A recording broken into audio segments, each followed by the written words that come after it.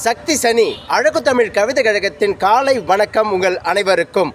இன்றும் ஒரு சிறு தகவலை இந்த பதிவின் மூலம் பரிமாறிக்கொள்வதால் மற்றற்ற மகிழ்ச்சி கொள்கிறேன். இதோ பதிவு.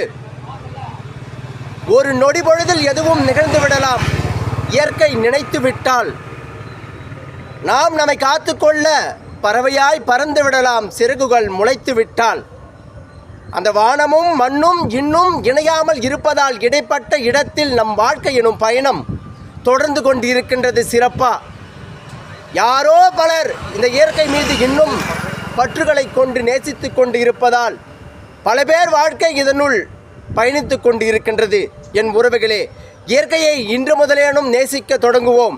நமதான இயற்கை நமக்கென சிறப்பூற இந்த இயற்கையை பாதுகாத்து நாமும் சிறப்பூற வாழ்ந்து எதிர்வரும் சந்ததிகளுக்கும் இந்த இயற்கையை பசுமையோடு பரிசளிப்போம் என்று உறுதி கொள்வோம். என் உறவுகளே, வாழ்க்கை இயற்கை